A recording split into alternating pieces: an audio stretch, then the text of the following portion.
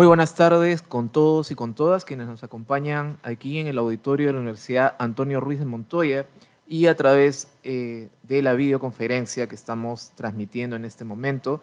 Bienvenidos, bienvenidas a esta nueva actividad de la sexta semana de investigación de nuestra universidad y a este conversatorio en particular que tiene por nombre Tierra, Cuerpo y Comunidad, un diálogo interdisciplinario sobre la danza y la imagen. Tengo el gusto de compartir esta mesa de manera presencial y virtual con dos colegas, con Zoila Mendoza y Sofía Chacaltana, a quienes paso a presentar. Zoila Mendoza es una antropóloga peruana, estudió en la Pontificia Universidad Católica del Perú y obtuvo su doctorado en la Universidad de Chicago, en Estados Unidos. Es profesora y presidente del Departamento de Estudios Nativos Americanos de la Universidad de California en Davis. Ha investigado las fiestas y rituales en el Valle del Mantaro y del Cusco. Entre sus publicaciones se encuentran Al son de la danza, identidad y comparsas en el Cusco, Crear y sentir lo nuestro, folclor, identidad regional y nacional en el Cusco, y más recientemente Coyuriti, crónica de una peregrinación cusqueña. Sofía Chacaltana es doctora en antropología con especialidad en arqueología y magíster en antropología por la Universidad de Illinois en Chicago. Se ha desempeñado como becaria postdoctoral en el Museo Field de Chicago. Ha desempeñado también su labor como periodista, como columnista y ha sido miembro del grupo de trabajo sobre conducta ética en el Instituto de Estudios Andinos. Actualmente se desempeña como docente ordinaria principal e investigadora en nuestra casa de estudios. Sus temas de investigación abordan el imperialismo, el colonialismo prehispánico y el colonialismo temprano, los estudios de raza y género, la economía política inca, tecnologías hidráulicas andinas, el estudio de patrimonios arqueológicos peruanos, la cultura visual de materialidades del pasado y del presente andino, prehispánico y colonial, y la ecología política. Finalmente, yo que también integro esta mesa, soy Víctor Casayo, profesor del Departamento de Filosofía y Teología de nuestra universidad. También soy docente investigador y me ocupo de temas de fenomenología de la cultura y la imagen, precisamente en la perspectiva que pretende entrar en diálogo con las que trabajan nuestras dos invitadas. Nuevamente les damos la bienvenida a esto que esperamos sea una conversación sobre un tema que nos interesa desde diferentes disciplinas. El mecanismo será el siguiente. Cada una de las dos invitadas nos presentará un breve gatillamiento de lo que puede ser esta conversación. Yo también presentaré un aporte, cada una hablaremos unos 10, 15 minutos para luego comenzar propiamente la conversación en la que esperamos que ustedes también nos acompañen con sus preguntas, comentarios y aportes. Entonces, comenzamos escuchando a la doctora Zoila Mendoza. Zoila, nuevamente bienvenida y muchas gracias por estar con nosotros desde California, pero con la imagen de la quebrada de Sinacara y el Coyoriti de fondo. Sí, hola, bueno, buenos días para mí, buenas tardes para todos ustedes. Muchísimas gracias por esta invitación. Es realmente un honor poder estar aquí en este conversatorio y una oportunidad para conversar con colegas tan importantes en el Perú. Muy rápidamente quisiera enfocarme en el tema central, ¿no?, de este conversatorio, que es alrededor de la investigación, ¿no? Entonces, uno podría abordar este tema que creo que va a ser el central, que es el tema de la peregrinación al señor de Coyuriti, de muchas formas, ¿no? Pero quiero enfatizar en lo que ahorita voy a presentar, el aspecto de la llamada investigación. Y la quiero poner entre comillas y voy a explicar por qué.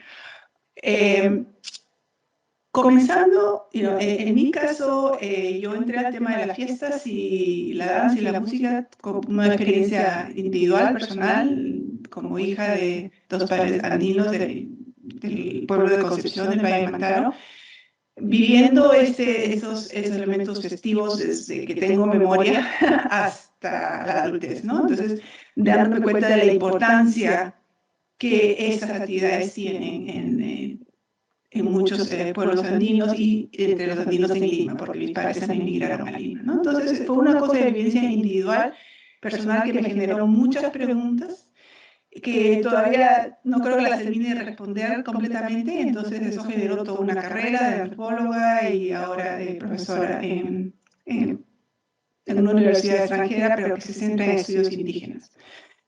Pasando al tema quizás más importante, es que quisiera presentar la perspectiva de lo que es la llamada investigación en el campo en el que me vengo desarrollando desde hace 25 años, que es los estudios indígenas.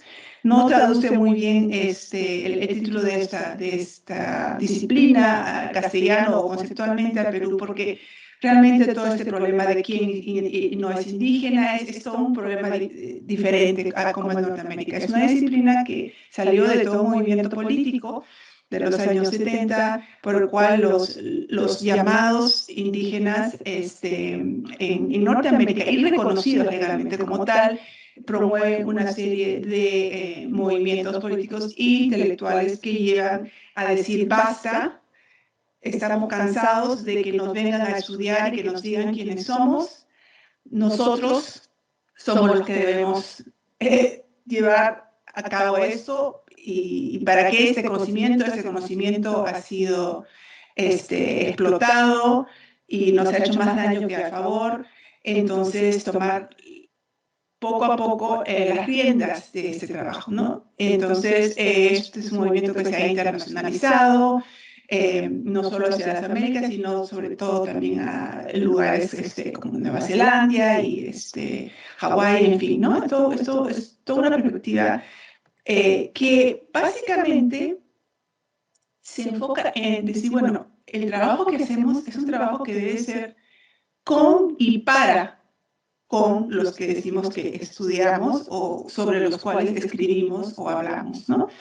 Que todo lo que es la metodología y el producto final de ese trabajo debe ser algo que regrese y que informe a aquellos que participan en estos procesos de investigación, ¿no? Entonces, quizás los que están aquí presentes tienen familiaridad con textos y disciplinas que obviamente se hacen desde una perspectiva muchas veces colonialista o neocolonialista, o triste en el sentido de que este es el otro, en fin, es toda una historia detrás, por ejemplo, de disciplinas como la antropología, con la cual yo estoy más familiarizada, y muchas otras disciplinas científico-sociales, ¿no? Entonces, esto, bueno, yo fui formada en Perú dentro de la antropología y de alguna manera compartí esa visión inicialmente, pero viniendo desde dentro, viniendo desde siendo participante en lo que yo estudiaba, me daba siempre una perspectiva distinta, ¿no? Que en realidad mi propósito no era para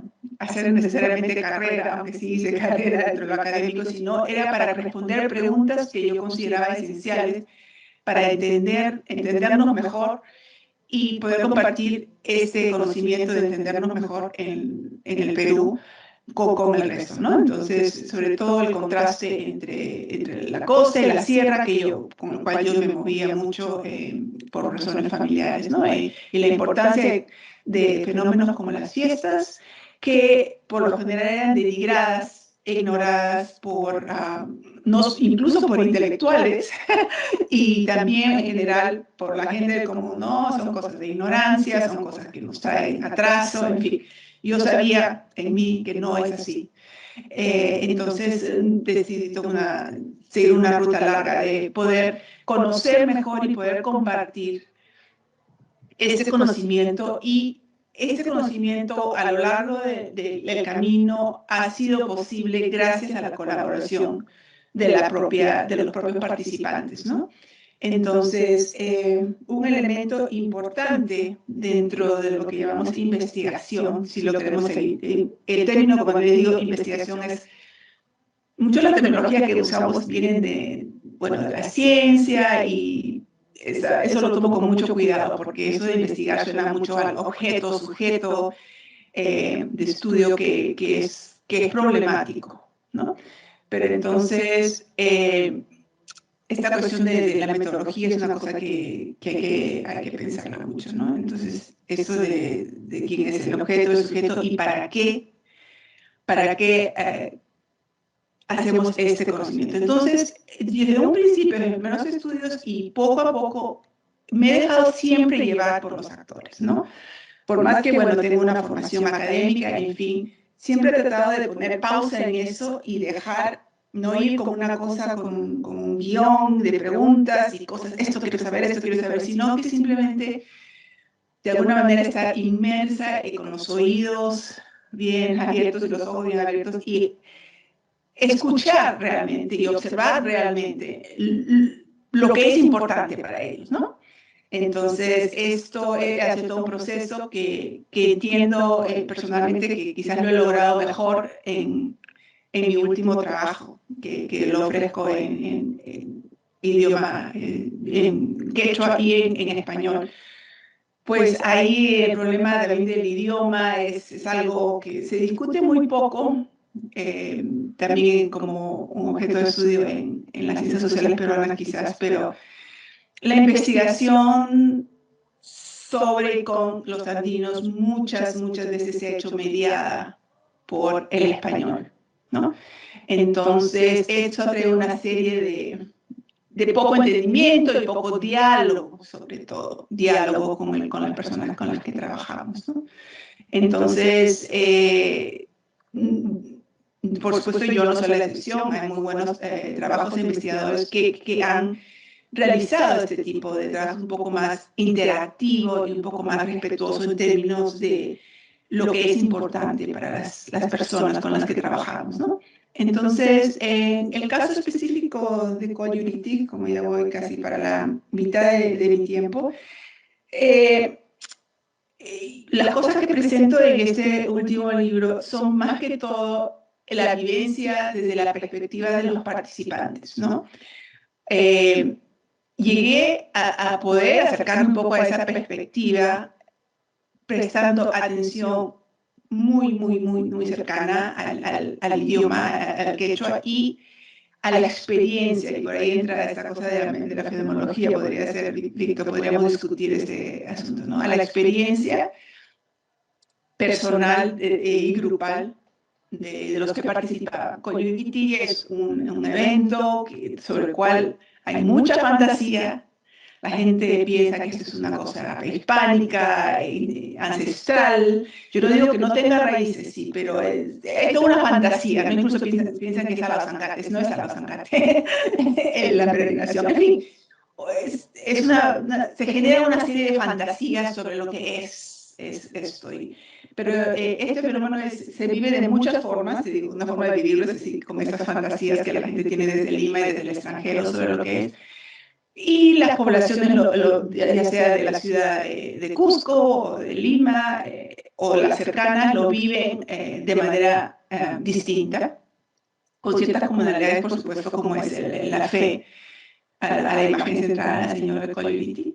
Entonces, el trabajo que hice, bueno, por más de 15 años, peregrinando a pie con un grupo, era centrarme qué era para ellos, ¿no? Esta experiencia. Y el trabajar con ellos me llevó claramente, a través del idioma y todo, a prestar mucha atención a la experiencia física y sensorial de este proceso de peregrinación.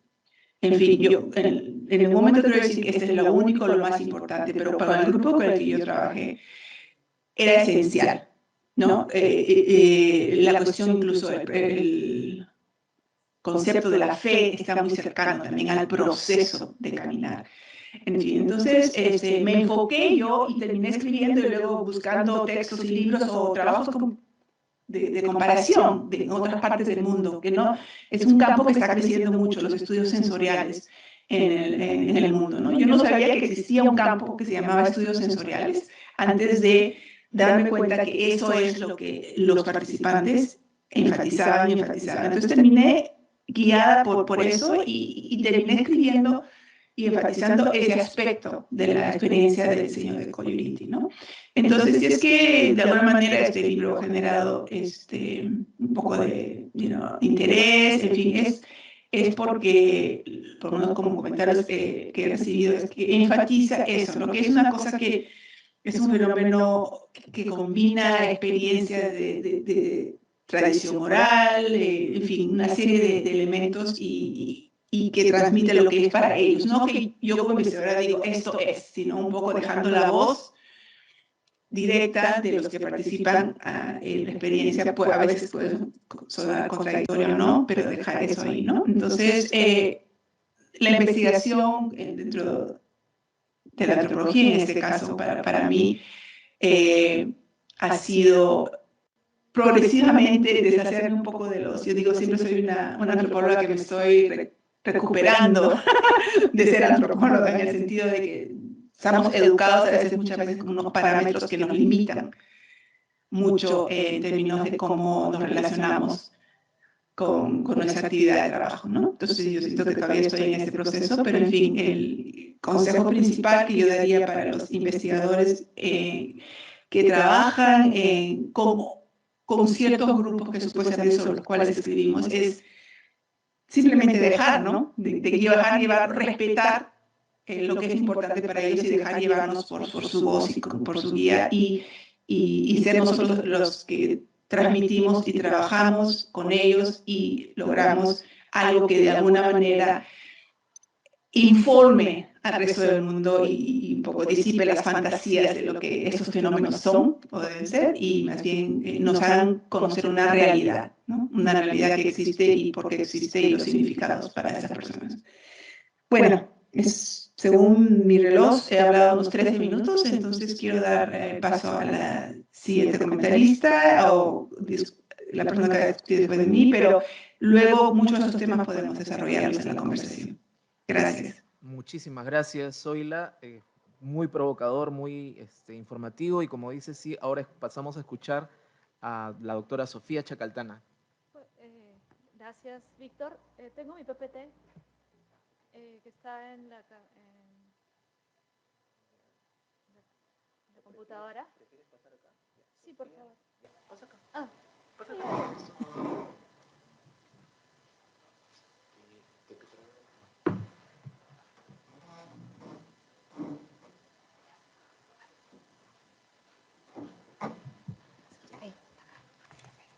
Bueno, muchas gracias. ¿Se me escucha, no? Sí, muchas gracias, Zoila. Creo que me ha interesado mucho y me gustaría solo hablar de las cosas para acompañarte en varias cosas que has comentado, pero tengo un PPT hecho y capaz después claro, podemos retornar.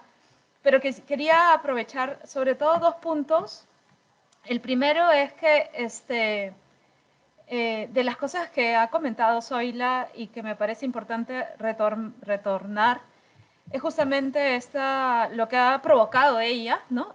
O ha abierto la discusión de cómo muchas veces la disciplina nos ha separado, ¿no? De estos, bueno, en mi caso como estudiante inicial de arqueología, incluso me he separado de estas experiencias de las comunidades originarias a través de encontrar un pasado en teoría muerto y no ver una conexión con comunidades contemporáneas, ¿no? Con las comunidades contemporáneas. Y también el tema de la herencia, que creo que se ha referido Zoila, que además es un tema muy complejo, como ya he dicho, ¿no? De la herencia indígena que tenemos muchos peruanos y latinoamericanos y, bueno, y otras partes del mundo, como también, pero que es contextual, es decir, yo tengo muchos amigos y amistades que son, que reclaman una herencia que se llama como estos movimientos de revitalización de su herencia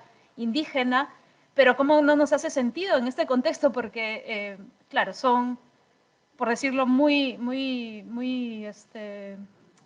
rápidamente, de otros rasgos fenotípicos a los que nosotros construimos los rasgos de herencia de comunidades originarias, ¿no? Blancos, ojos azules, y reclaman una herencia latinoamericana de comunidades originarias, y me parece muy interesante, como ocurre, por ejemplo, en Argentina o incluso en Chile, no en el sur de Chile como los mapuches, pero sí en otros lugares de Chile. Entonces, creo que ahí hay todo un tema que es muy interesante. Y también, el segundo punto que quería empezar es que tratando de acompañar a esta discusión, he preparado esto. Perdón. Estoy... Ya. Entonces, en general, quería empezar provocando el tema de los caminos. Yo, otra vez, como habiendo inicialmente estudiado arqueología, En general, la arqueología observa los caminos de manera meramente funcional, a pesar de que estos análisis han sido beneficiosos y hay muchas investigaciones, décadas de investigaciones a partir del trabajo primario de un arqueólogo que recorrió todos los Andes, extranjero que recorrió todos los Andes, que es el trabajo de John Hislop de 1985, y a partir de esos trabajos han habido muchísimos otros trabajos sobre conectividad. Nos ha ayudado a identificar la infraestructura de este increíble sistema de caminos que hicieron los incas, basados sobre caminos de otros imperios anteriores, como los Wari, por ejemplo, los Tiahuanaco, etcétera, en un territorio que es diverso, un territorio costero, un territorio andino, un territorio incluso de ceja de selva, es decir, esa es la impresionante que hicieron los incas, ¿no? Y estas miradas nos han ayudado a entender estas infraestructuras y esta complejidad tecnológica. Pero lo que no nos ha permitido es ver el aspecto social de caminar, es decir, la experiencia de qué significa caminar. Entonces, un poquito por ahí es que he empezado y voy a presentar esto y voy a terminar con lo que estoy viendo últimamente. Entonces, así de esta perspectiva funcional de la movilidad, hay mucha expresión también de masculinidad. Yo he trabajado en el proyecto Capac Ñan del Ministerio de Cultura, que se encarga de identificar los caminos incas en todo el territorio, no solamente en el territorio nacional, sino en los 5 países donde hay camino inca. Y hay mucha práctica, no solamente de caminar y de jugar al Indiana Jones de la arqueología, ¿no? de identificar a los caminos, de meterse a los recorridos más peligrosos, etc. Entonces hay mucha práctica masculina, pero también de identificar al inca, ¿no? A los sinchis que recorrían el camino, y a la vez vamos obviando otras identidades que también existían en los incas, por ejemplo, en esta sociedad, como por ejemplo los niños, porque hay los niños, las mujeres, y es más, y qué significaba esta actividad desde distintos cuerpos, de distintas experiencias, el caminar. Entonces, una de las preguntas es cómo es que las personas utilizaron y siguen utilizando los caminos. Y acá he puesto una foto del sitio Incahuasi de Huaytará, en Huancavelica, de unos músicos que están llegando al sitio, ¿no? Caminando, para un poquito llevarlo por ahí. Entonces, últimamente hay mucha discusión sobre la antropología del movimiento, que es algo que a mí me parece muy interesante, que justamente ve cómo caminan las distintas identidades sociales, ¿no? Y esta antropología del movimiento tiene un auge últimamente porque hay mucha movilidad a partir de las crisis sociales, climáticas, etcétera, que existen en la actualidad. Y a la vez hay desde la fenomenología del movimiento, es decir, el movimiento como parte no solo de la construcción de memoria, de la construcción del paisaje, de las construcciones de las identidades, de las afirmaciones y construcciones de las identidades. Entonces, también dentro de lo que me interesa es también entender la semántica de la movilidad.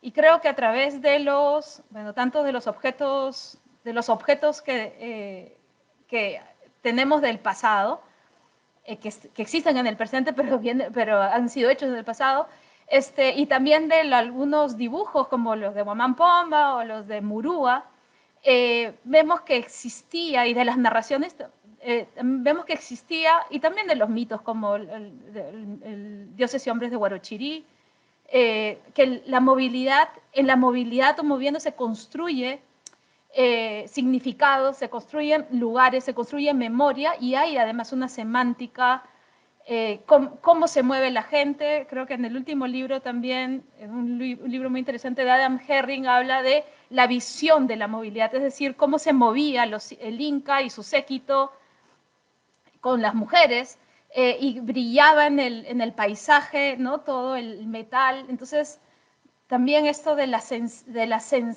los otros sentidos en la movilidad, el sonido, el brillo, la experiencia y la semántica, me ha parecido muy interesante verlo, y acá he puesto 2 figuras. una de Martínez Murray y el otro de Guamán Poma, pero hay algunas que se repiten y bueno. En ese sentido, los objetos, el sonido, la música y la vista son parte del acto performativo y constitutivo de caminar. Acá hay una figura de un chasqui que lo que comenta Guamán Poma es que cada vez que el chasqui llegaba a una posta, tocaba su trompeta para avisarle al otro chasqui que iba a llegar y de ahí el otro chasqui ya lo esperaba, listo, y hablan de, bueno, ¿no? de este sonido que avisaba y de esta experiencia. Entonces, soy arqueóloga, a pesar de que trato de alejarme algunas veces de esas prácticas, vuelvo a las materialidades. Ahí los objetos juegan roles contextuales y relacionales. Y un objeto, una imagen pueden tener impacto social y a mí eso es lo que me interesa desde mis perspectivas y en lo que me interesa preguntarme. En cuanto es parte, además de un contexto ritual, y también esto lo veo, lo que estaba hablando Zoila en el caminar durante el Coyuriti, o lo que estaba también hablando Víctor, ¿no? Este caminar al Lapu del Coyuriti, bueno, este caminar en la festividad del Coyuriti, no estoy tratando de caer en el imaginario que estaba comentando Zoila. Entonces, este caminar es una experiencia y es un contexto ritual que a mí me interesa cómo los objetos empiezan a entrar también en otra semántica y empiezan a tener otros significados. Y también empleo estas teorías de Carlos Fausto, por ejemplo, que ha utilizado mucho desde la antropología, sobre todo en comunidades amazónicas, que estos objetos no es que tengan agencia por sí mismos, pero entran en intencionalidades cuando empiezan a formar contextos relacionales de rituales. Pueden perder esta intención, pero también la vuelven a ganar cuando otra vez entran se vuelven a activar cuando entran en estas ritualidades. En ese sentido, me ha interesado estudiar las agyas y las mamaconas, que son estas identidades muy complejas, muy interesantes, y me ha resonado también cuando Zoila hablaba del imaginario, que la sociedad contemporánea y la historia han tenido mucho imaginario, ¿no? Y creo que las investigaciones recientes están desmontando varios de estos imaginarios de las agyas, como por ejemplo la investigación reciente de la historiadora del arte Batami Arsi, que ha encontrado, ¿no? según su estudio visual, que las agyas estaban representadas con una planta que era reguladora de la sangre, que digamos en otras construcciones de los cuerpos serían abortivas, pero las comunidades indígenas no utilizan este concepto, sino es la regulación de la sangre. Y ella está sugiriendo que más que regular el cuerpo en contra de la virginidad, están regulando el cuerpo en contra de la reproducción, que serían dos cosas distintas. Bueno, entonces lo que yo he visto y estoy tratando de ver es justamente cómo en algún momento estas identidades, que bueno, ahí no voy a explicar un poquito, no voy a meterme a explicar, pero estas colectividades femeninas, ¿por qué le llamo colectividades femeninas y no agyas per se? Es que tenían un momento de movilidad, tuvieron un momento de movilidad que fue a una temprana edad, y una movilidad que algunas veces era muy distante, por ejemplo, en colectividades en Farfán, es decir, en el norte del Perú, de la costa norte del Perú, vienen cuerpos que se han identificado desde el altiplano, por ejemplo, ¿no? Entonces se movilizan en distancias muy distantes para esa época, además, caminando, y también lo que estoy viendo es cómo, o tratando de entender, o tomando en cuenta, perdón, es que esa movilidad se hacía dentro de la semántica incaica de lo que significaba la movilidad y que era parte de la construcción de su identidad asociada tanto al Estado inca o al poder de sus comunidades.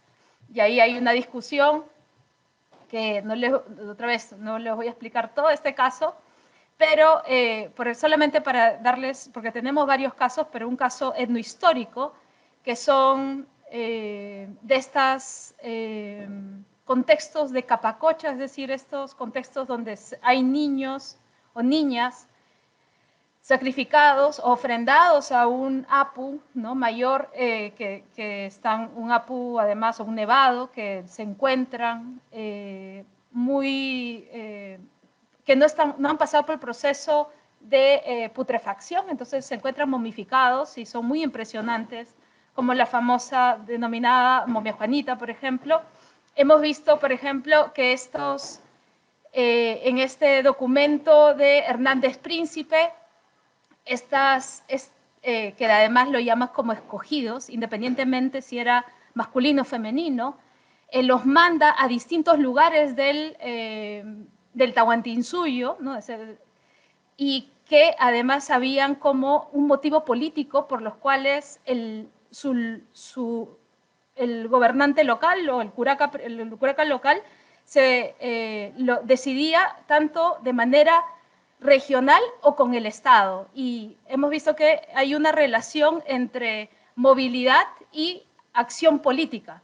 Es decir, si lo hacía con el Estado, probablemente la movilidad, con el Estado Inca, ¿no? Con el Tahuantinsuyo, la movilidad podría ser más larga, y se lo hacía de manera local, o sea, con una relación política local, la movilidad podía ser más local, menos larga, por decirlo de una manera. Entonces, y ahorita termino. Entonces, y solamente para motivar un poquito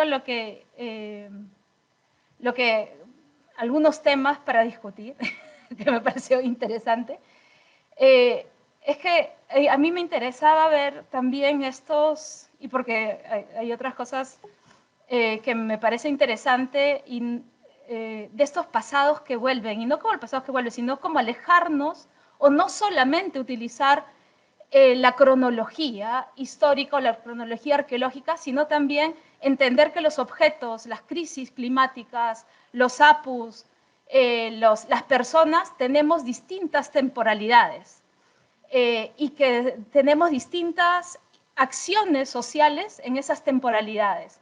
Entonces, a mí, yo siendo arqueóloga, si diría que la cronología no es importante, sería expulsada de la arqueología instantáneamente.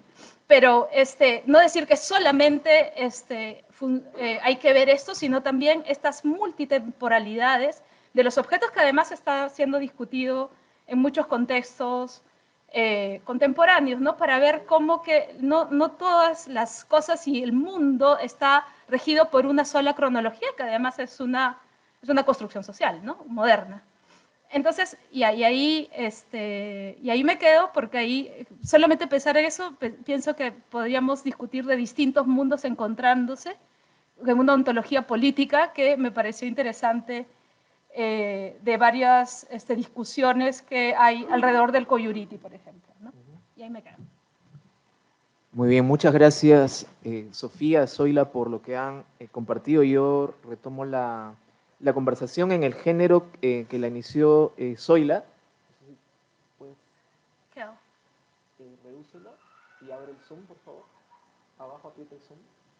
Ahí está. Muy bien. Sí, decía que quisiera retomar mi presentación por cómo la enfocó Zoila respecto a nuestra actividad de investigación. Y en este caso creo que es donde uno ve que más que hacer investigación, uno se encuentra, le aparece la investigación, el investigar, y cómo se construye un objeto de estudio, como decimos cuando arrancamos a aprender a hacer metodología de la investigación, para luego cuestionar también, ¿no? Qué es lo que implica esta construcción y la subjetividad correlativa a ella, ¿no? Como Zoila, yo también soy hijo de migrantes, también resulta que nuestros padres son de la misma zona del Perú, del Valle del Mantaro. Como ella, también aprendí quechua de manera artificial, digamos, no de mi familia. Y en mi caso, yo me encontré con la peregrinación, la experiencia de la peregrinación Señor de Coyuriti como parte de un proyecto de educación en el que participaba, y en ese momento me pareció algo muy interesante para poder comprender la vida cotidiana, lo que le parecía relevante a los padres, las madres, los niños, las niñas, los jóvenes, las jóvenes con las que trabajaba. Y ha sido luego, en mi labor como docente universitario, al comentar a modo de ejemplo y tema de discusión este tipo de experiencias, que he descubierto que lo que me parecía interesante, cercano, también era una cuestión para aclarar y que podía ser incluso problemática y a la vez sugerente para algunas personas, ¿no?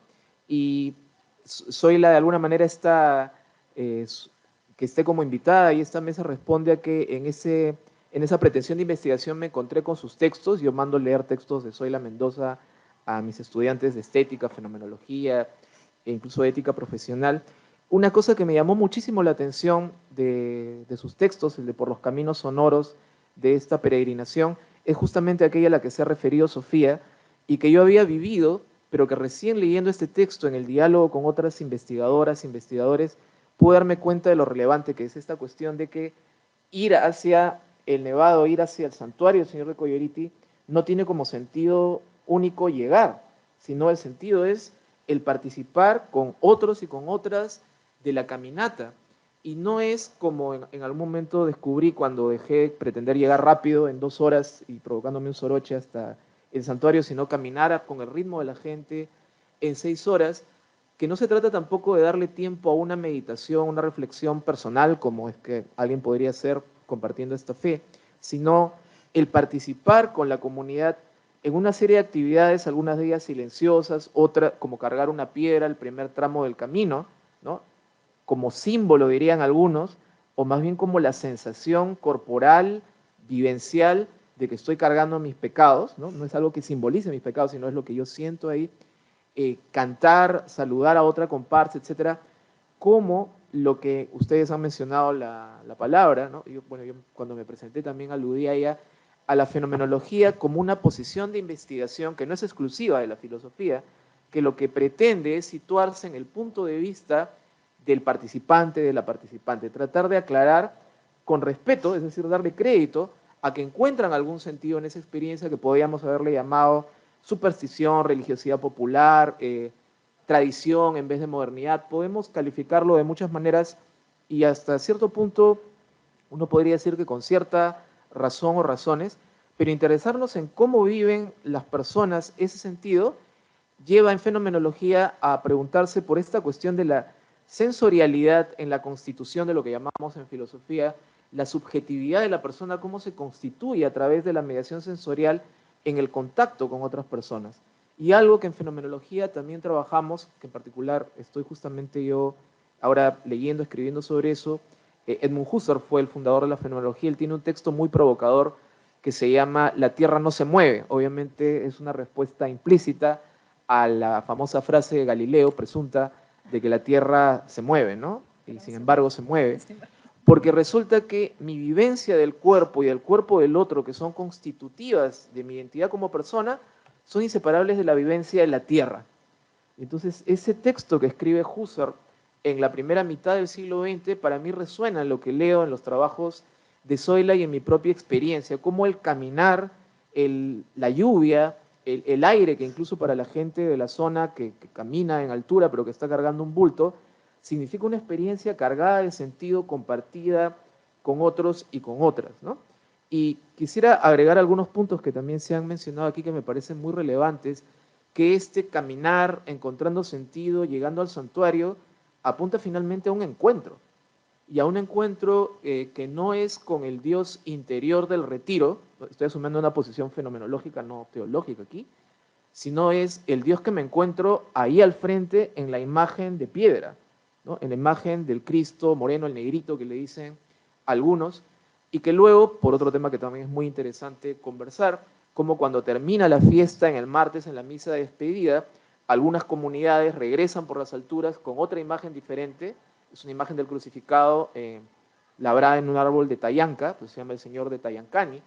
Esta imagen obviamente tiene una cara porque es la imagen de Cristo, pero tiene un frente, tiene un costado y tiene una espalda, y esto es relevante para el encuentro del creyente, de la creyente, porque yo me debo acercar en la vuelta por las alturas, uno tiene la oportunidad de llevar la imagen, uno tiene la oportunidad de llevar al Señor en sus propios hombros, y uno tiene que acercarse de una manera respetuosa al cuerpo de la imagen. Entonces Dios no es una abstracción, el Cristo no es una abstracción, es lo que en fenomenología decimos, no es estrictamente un símbolo o una representación, ¿no? En filosofía se discute mucho sobre las representaciones mentales, sino es, si quieren ustedes, una presentación, o en la fenomenología de la imagen se habla de En la imagen se trae a presencia algo que está ausente. Hay una presencia ahí y es una presencia sensible al punto que no le debo dar la espalda.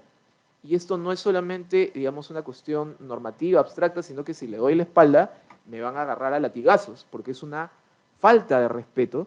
Y es así como se vive este encuentro, que para yo también ir cerrando, ¿no?, en lo que tenía preparado y adelantar algunos comentarios para invitar al público y a quienes nos están acompañando por Zoom también a comentar, que no se trata tampoco simplemente de un encuentro que se cierra sobre sí mismo, ¿no? Es la comunidad, la persona que es parte de la comunidad, la que se constituye, se reencuentra y se revivifica en su identidad en este encuentro con el Señor. Yo acompañaba a una comparsa de danzantes, la comparsa de los Capascoyas de Andahuaylías, ¿no? Soy les ha referido, nos contará un poco más, no le voy a quemar la comunidad a la que ella acompañó y a la que ha dedicado su libro, su investigación, como ella planteaba en su presentación. En el regreso, no solamente son los bailarines y bailarinas, sino todos quienes les acompañamos, todos los miembros de la comparsa, los peregrinos y las peregrinas, quienes nos identificamos como tales por el encuentro con esta imagen, ¿no? Y esta imagen que aparece como irrumpiendo, como desde fuera, y que da este sentido de identidad que es inseparable de este lugar y este momento de la tierra, en esto que Sofía mencionaba y que nos alegra a la gente de filosofía escuchar que colegas de otras disciplinas hablen de otras temporalidades, ¿no? Del tiempo de la vivencia diferente al tiempo del reloj, diferente al tiempo cuadriculado del calendario que puede disponer de un día u otro día, de una hora o cualquier otra, como si fueran indiferentes, cuando los tiempos y espacios tienen relieves muy, muy concretos. Bueno, en este encuentro con el Señor, en esta última etapa, hay una práctica que a mí me interesa en particular, sobre la cual estoy escribiendo, se llama la práctica del Yaguarmayo. Podríamos traducir un poco literalmente en castellano como río de sangre, ¿no? Y que es una práctica donde nos vamos separando y bailando por parejas. Es una danza muy sencilla, avanzando y retrocediendo frente a la imagen del Señor de Tayancani, 2, 3 veces, y luego entre parejas nos agarramos a latigazos, ¿no?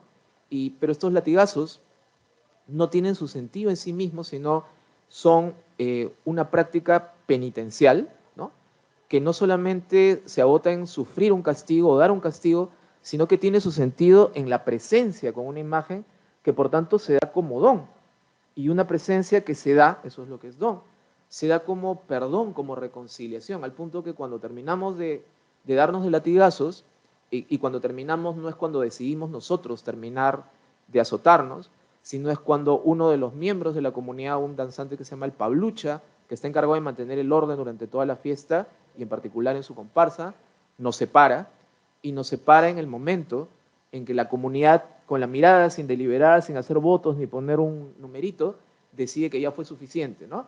Para quienes se hayan portado bien, hayan cumplido, en fin, algunos cuantos latigazos para recordar que todos somos pecadores, pecadoras, para los que tomamos, para los que nos gastamos el dinero en nuestra familia, en otros lados, etcétera, pues nos darán todos los latigazos que sean necesarios.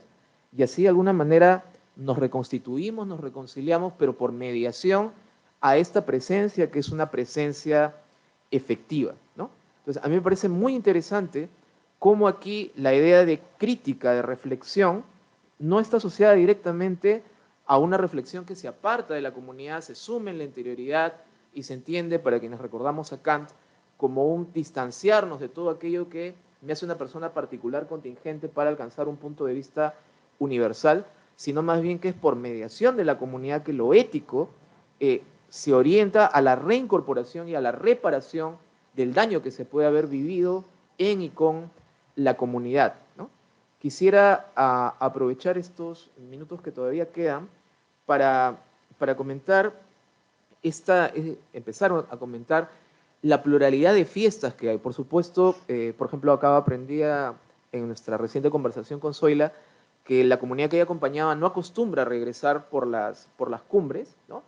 Hay otras personas, miles de personas, de hecho no hay una contabilidad exacta, algunos dicen que son 60.000, otros dicen que son 100.000, quienes suben al Señor de Coyoriti, porque algunos suben durante los 4 o 5 días de la fiesta, y eso implica quedarse a dormir por encima de los 4.100 metros muchas personas prácticamente a la intemperie. Durante décadas ha sido en el Nevado, al pie del Nevado. Ahora el Nevado, las nieves se han retirado, es otra la situación. Pero otras personas suben desde temprano en la mañana, un día sábado, y regresan ese mismo día en la tarde porque desde hace unos años hay la carretera interoceánica hasta el pie de la quebrada que podemos ver detrás de Zoila, la quebrada de Sinacara, ¿no? Entonces, eso me parece muy interesante porque la fiesta, como decía Zoila, ¿no? Desde las diferentes aproximaciones científicas de investigación pretendemos definir lo que esta es. Y esa pretensión, cuando viene del mundo académico, involucra también lo que debe ser, ¿no? Un aspecto normativo de lo que es lo auténtico de la fiesta. Y hay diferentes fiestas, eso es cierto, ¿no? Hay diferentes fiestas de quienes suben un día y bajan ese mismo día. Hay diferentes fiestas para quienes regresan por las alturas. En el tiempo, algunos pueden haber leído, de quienes nos acompañan por Zoom o aquí en el auditorio, recordarán la fiesta de las alacitas, o la práctica de las alacitas al final de la fiesta, de la misa de bendición final, que uno jugaba con unas piedritas y jugaba que yo te vendía un carro, tú me vendías una casa, tú podías comprar una esposa, un esposo, lo que fuera, y era lo que le pedías al Señor que te llegara ese año, ¿no? Yo he llegado a ver esa práctica con piedritas y con hojitas que uno recogía. Ahora lo que se venden son carritos de plástico y te venden dinero como el de Monopolio para hacer el juego y hay unas actas que a algunas personas le das un sol y hacen como de notarios para que te han vendido la casa y otra. Refiero a esto porque la fiesta es algo obvio, pero las fiestas cambian, ¿no? Las fiestas cambian y este cambio es algo que a veces cuesta un poco procesar a quienes hacemos investigación porque lo leemos en términos de la fiesta se está perdiendo, la fiesta se está vendiendo o está siendo copada, etcétera, por otras lógicas, ¿no? Hay, como ha dicho Zoila y Aumento también, no solamente quienes van en plan de turismo, ¿qué podríamos decir? De la nueva era, ¿no? Entonces es juntarse con el nevado, con la naturaleza, la energía, y que toda esa autenticidad indígena ha sido traicionada por la religión católica o etcétera, ¿no? Hay diferentes cambios, como por ejemplo, para ya terminar, que me pareció muy, muy interesante, la intervención de los gobiernos locales y regionales, ¿no? Y la intervención de la empresa privada. Esto el antropólogo Alejandro Díez lo estudiaba como una referencia a cómo se ha perdido el poder, en algunos casos, de las autoridades locales, propiamente de la fiesta, el prioste, la persona que organizaba la subida, la comunidad se dedica más a la comparsa y ahora son los alcaldes, las alcaldesas locales, regionales, los presidentes regionales, quienes quieren aparecer y financian aspectos de la fiesta, y eso también la empresa privada, ¿no? Y yo estaba comentando cuando difundía esta actividad para lo que estamos viviendo en estos días en nuestro país, que me parece relevante también este tema de investigación. Una de las últimas veces que subí, en el año 2014, el gobierno regional del Cusco declaró presidente vitalicio, lo que eso puede significar, de la región Cusco al señor de Coyoriti, ¿no? Yo estaba ahí cuando se leyó y se aplaudió, etcétera, alguna gente no tenía mucha idea. Ese presidente regional está en este momento, junto con otros 5 de los últimos 6 presidentes regionales del Cusco, procesado por corrupción, ¿no? Entonces, toda esta dinámica de poder, de reconocimiento, está atravesada por diferentes tejidos, y que a mí me parece que la actividad de la investigación puede ayudar a aclarar, no solamente para comprender mejor de qué trata, sino en fenomenología. No solamente hablamos de este concepto que ha mencionado Sofía y que también nos alegra encontrar en los estudios antropológicos, sociológicos, yo lo he leído en algunos artículos del señor de Coyoriti, de ontologías, ¿no? De las ontologías del sentido de ser, de realidad, de mundo que hay, son conceptos que en fenomenología no son muy productivos, ¿no? Sino también cómo estas prácticas entrañan lo que diría Edmund Husserl, el fundador de la fenomenología, un potencial de renovación ético, cultural y político, ¿no? Lo que habla, me parece a mí, de la responsabilidad ciudadana que puede tener también la labor de la investigación. Eso era lo que les quería presentar, y además en estos últimos momentos para darle la oportunidad a mis colegas, en primer lugar, de que comentemos. Yo ya comencé comentando algo de lo que ellas dijeron. Sofía, la palabra está con ustedes, y también vamos a recoger los comentarios que luego ustedes tengan aquí y a través del Zoom. Sí, soy.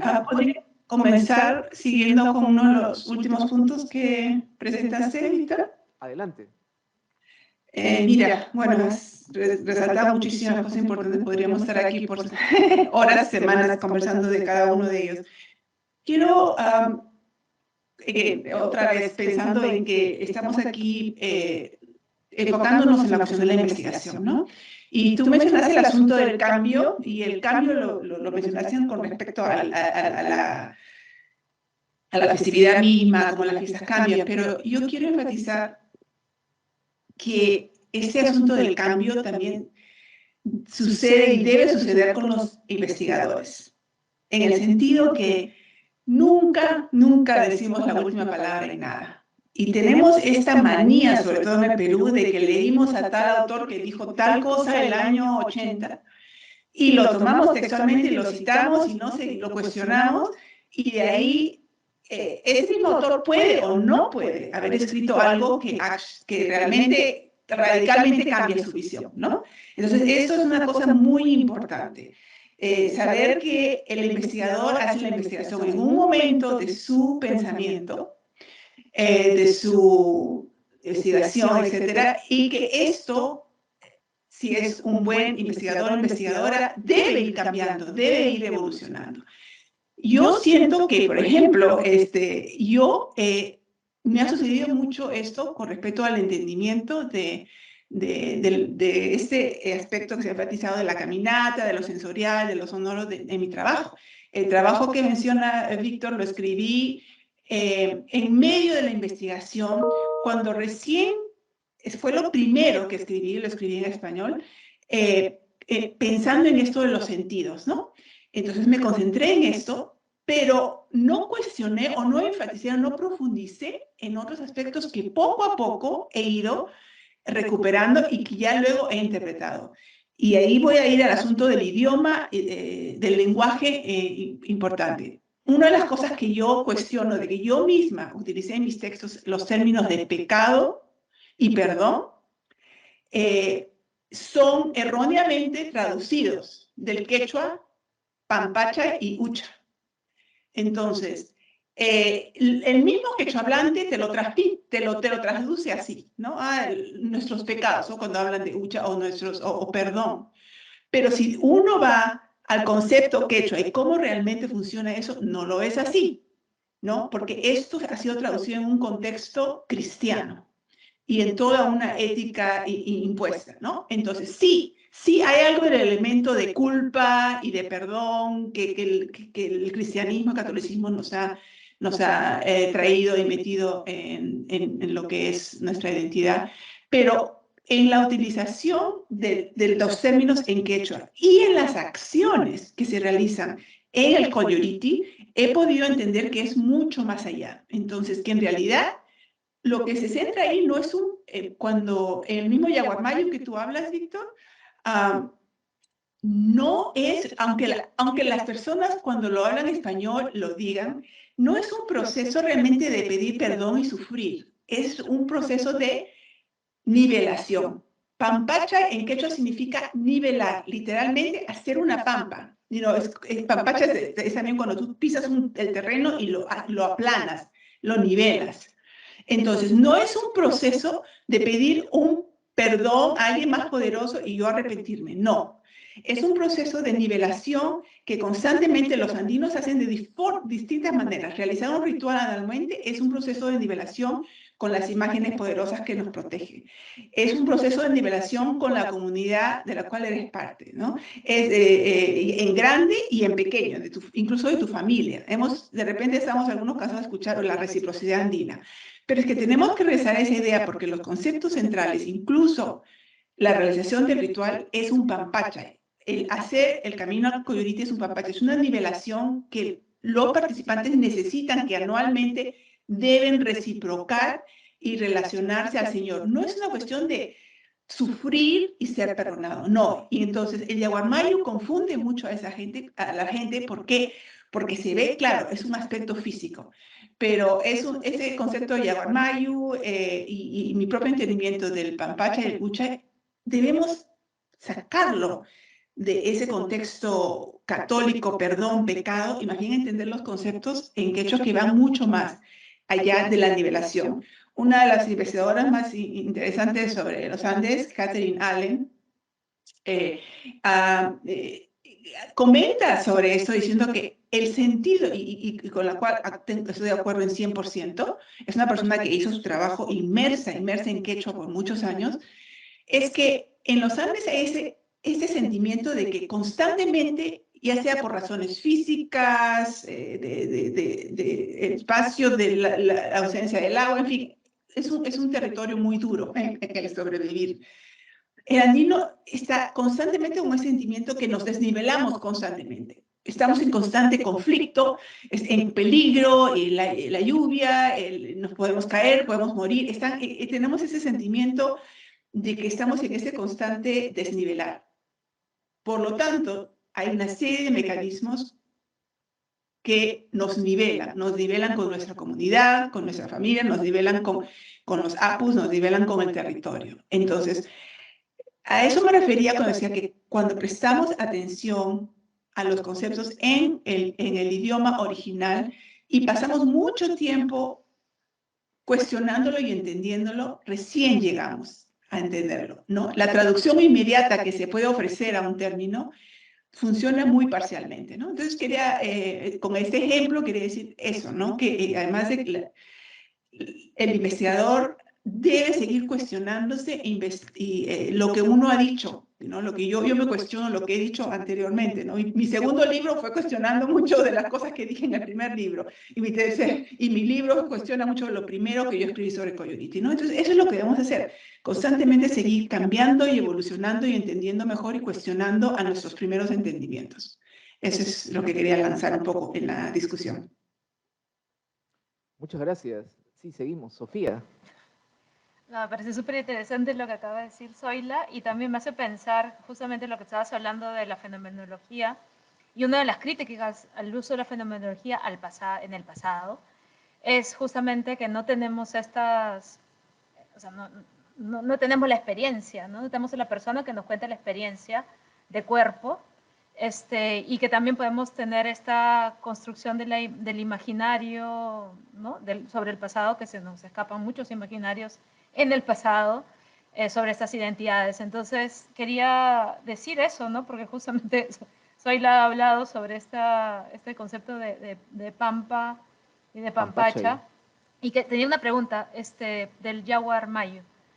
¿Las mujeres también están en el Yaguar Mayo? O sea, ¿eso es una práctica masculina? No, sí pueden participar. Tradicionalmente era, no, yo he pasado por este proceso, tradicionalmente era, cuando yo comencé mis investigaciones en los años 80, era muy, muy, muy tabú, tanto así que una vez me atreví a hacerlo y fue todo un lío, pero eso ha cambiado, ya tanto como la participación de mujeres en muchas danzas que eran como el capajoya, que era evidentemente masculino, ha cambiado y se ha abierto, pero originalmente y por mucho tiempo fue exclusivamente masculina. Sí, vale la pena apostrofar un poquito eso que ha dicho Zoila, ¿no? Los danzarines, incluso había un personaje, la mujer Lemilcha, que era un hombre que estaba cubierto su rostro, pero era un hombre vestido de mujer y ahora son mujeres. O incluso, no sé si será exactamente como me lo dijeron, pero yo creo que estuve la primera vez que una mujer fue pablucha, o sea, de quienes cuidan el orden. Así como también, eso sí creo que fue la primera vez que vi que se incorporó una de las danzas del altiplano, o sea, tipo morenada, y que simplemente no les dejaron entrar porque no pintaba, decían, ¿no? Pero repito también un poco a lo peruano, ¿no? Más que hablar, negociar un reglamento nuevo, se amanecieron un par de noches hasta que alguien se descuidó y se lograron meter. Y entonces ya están incorporados, es parte del proceso de cambio también. Y tengo otro comentario que es, por ejemplo, la inclusión de la tecnología, ¿no? Por ejemplo, en Cerro Baúl, que es el APU de Moquegua, el Valle Alto de Moquegua, yo participé en una ceremonia donde el maestro no podía subir porque estaba enfermo y su hijo subió y puso su celular y el celular, a través del celular hizo la ceremonia, ¿no? O sea, cómo se incluye estas tecnologías y cómo quizás esas inclusión de tecnologías es más problemáticos para nuestros ojos, o sea, para los ojos foráneos, digamos, porque siempre se han incluido nuevas tecnologías, o sea, las tecnologías siempre han pasado por la inclusión de tecnologías a prácticas locales ya estos, no sé, que nosotros llamamos enredos, hibridizaciones de estas prácticas, bueno, del encuentro de sociedades con distinto poder, con el mismo poder, etcétera, siempre ha existido. Y estas inclusión, ¿no? Por lo menos en la arqueología se ve estas nuevas ingresos de tecnologías a prácticas locales, pero no ingresan de manera simple, ¿no? Invierten de manera bastante complejas. Y eso me parece también que es interesante verlo. Sí, tomo un concepto que acaba de mencionar Sofía, este concepto de la hibridación, ¿no? Y lo mezclo con otros para volver a esto tan interesante que plantea Zoila, es cómo podemos entender estas mezclas y estos cambios, los últimos, los tecnológicos, ¿no? Pero también el de las culturas, lo que significaba esta quebrada como encuentro entre los Andes, lo amazónico, etcétera, y luego la llegada de los españoles, la evangelización y todos los procesos posteriores. ¿Es hibridación?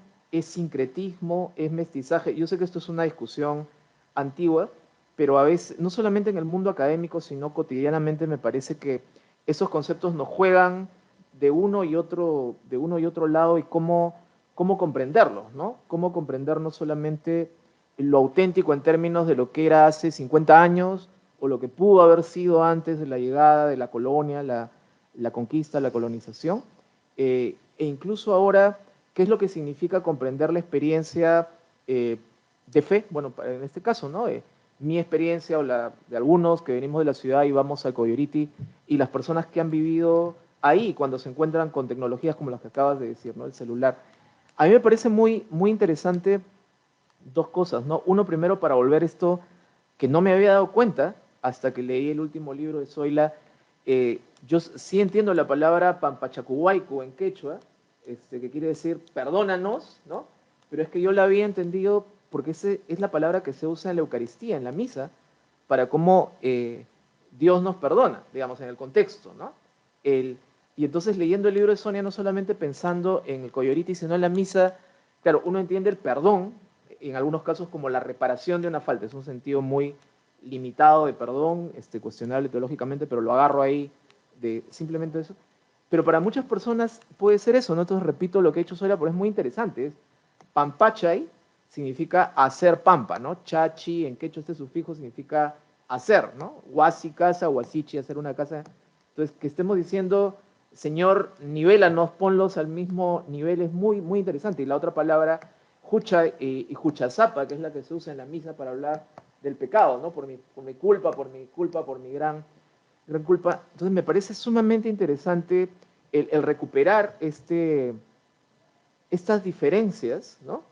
Y también problematizar cómo las entendemos, ¿no? Si esa comprensión puede ser una comprensión compartida, si afirmamos que son radicalmente diferentes, algunos incluso dicen inconmensurables, etcétera, etcétera, ¿no?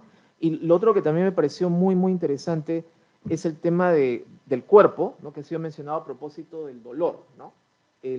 Decía a mí, repito, parte de lo que a mí me interesa es, no se trata de golpear a otro ni de que me van a golpear, ¿no? Es algo como que yo busco y yo espero, no es propiamente tampoco un golpe, sino tratar de aclarar la vivencia de este azote que me dan, ¿no? Quizás Soy la conoce porque somos medio paisanos. En el Valle del Mantaro hay un baile que se llama el de los huacones, que es también patrimonio cultural inmaterial, ¿no? Y donde una práctica que tienen los jóvenes, los huacones son estos que van con una máscara de madera sufrazada de leopardo y unas sogas para azotar entre ellos y a los que estén borrachos, pero los jóvenes cuando están con sus novias, los jóvenes varones, algunos suelen salirle al paso a los huacones para que les den y para mostrar algo, ¿no? Que de nuevo habría que entrar a ver qué cosa sucede.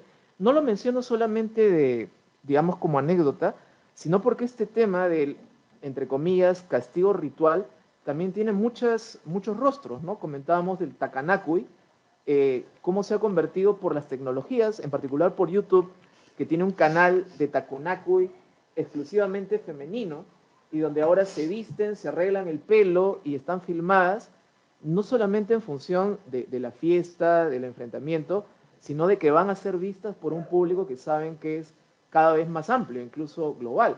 Y hay otra fiesta, es también en Junín, donde ya no solamente están filmadas en YouTube, sino es organizado por el gobierno local y con acompañamiento de la policía, porque ahí no se dan como en el caso del yaguarmayo, que son con las ondas estas tejidas de lana, sino se dan con unos fierros forrados de cuero y las personas usualmente se rompen la nariz, hombres ahí sí solamente he visto, pero esto ya tiene una lógica más bien como que es parte de una fiesta que ya se ha convertido en un festival, ¿no?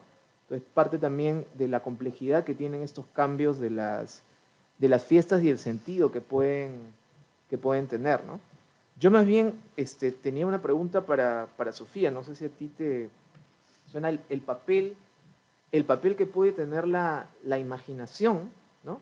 Y la conciencia de ser vistos por otros públicos para quienes participan en este tipo de fiestas, ¿no? En lo que tú has investigado, has visto de repente en el Capajñán o en toda esta experiencia sensorial, si tú ves que hay mayor conciencia de ser observados, de ser estudiados de parte de las personas que viven, que participan de estas prácticas.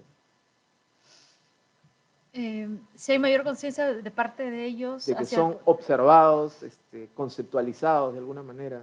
Yo creo que de hecho, que hay conciencia, sobre todo, por ejemplo, en las prácticas arqueológicas donde se replica estas ofrendas, no sé, por decirlas, locales, y se hace como un evento donde los estudiantes extranjeros van a participar de estas ofrendas locales y van a verlas. Creo que hay una performatividad, ¿no? de estas prácticas locales, de hecho, hacia el otro, que va de cierta manera, a pesar de que son antropólogos, arqueólogos, igual están consumiendo algo local, un folclore, ¿no? Y creo que hay algo que sí es performativo hacia el consumo, pero yo no creo que deje de ser digamos, que deje de tener prácticas no sé por llamarlo de alguna manera, no creo, significativas para las personas locales, siguen siendo significativas, solo que ahora están jugando el juego de la globalización, que creo que están acostumbrados a hacerlos ya en otros contextos. O sea, ya como tú dices, las alacitas se venden en los mercados, pues seguro que lo puedes encontrar no sé, en Amazon, ¿no? O sea, no sé. Entonces ya hay un juego de la globalización de estas prácticas locales que a mí me parece también y que puede perder el sentido, pero no necesariamente, ¿no? No sé. Ahí por ahí estoy practicando una respuesta en realidad. Sí, creo que estamos elaborando, no sé, soy la que piensa, porque claro, cada año salen más documentales de canales internacionales, no solamente National Geographic, Discovery, sobre el Coyoriti, ¿no? Entonces, no sé si tú ves también algún cambio en esa conciencia de ser sujeto de estudio en Pomacanchi o en otros grupos.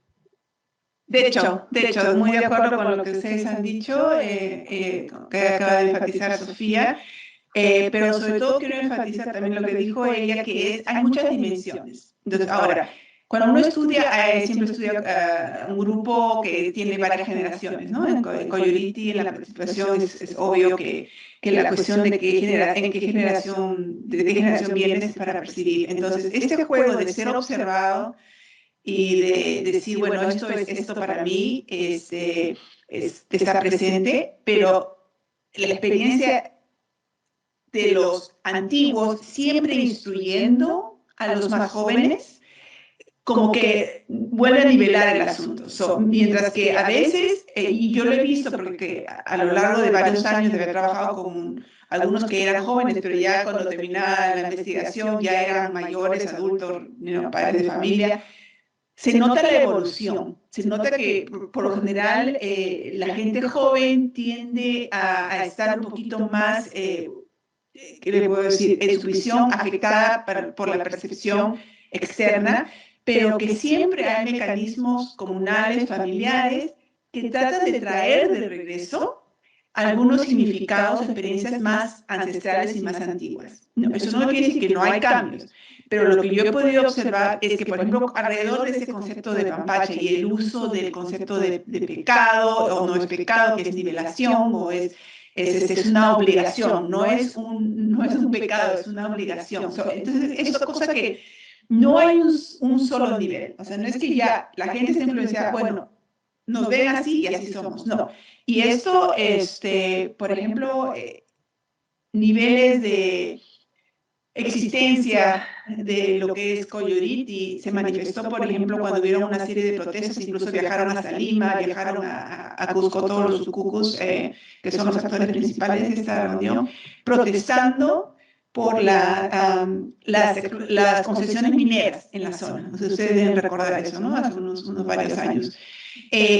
La base de organización de la fiesta, que es muy fuerte, sirvió para movilizar cantidad de gente, de pobladores, a protestar en contra de este desastre que vivimos en nuestro país sobre las concesiones mineras y todas las causas, ¿no? Entonces sirvió como un mecanismo. ¿Y por qué sirvió? El lenguaje que se utilizaba era: nosotros hemos sido reconocidos por las Naciones Unidas, somos nuestro territorio ancestral, debe ser respetado, en fin, todo ese lenguaje externo que tiene que ver con el turismo, con el reconocimiento internacional, existe ahí y es utilizado en el momento necesario para un propósito específico, ¿no? Entonces ellos movilizaron una serie de discursos que eran discursos externos para lograr un último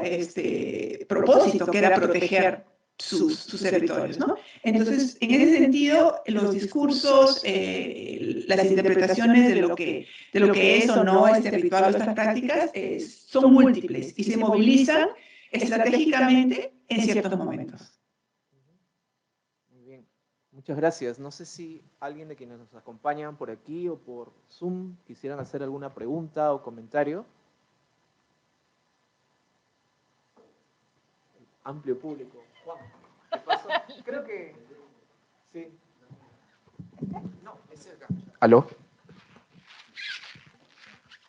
Gracias. Sí, muy interesante. Felicitaciones por el debate, el diálogo. Y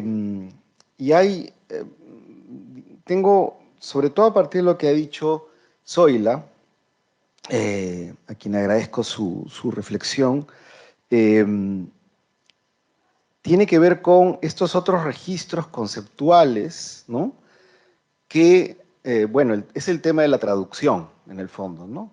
Y eso es digamos, un problema desde el siglo XVI en adelante, ¿no?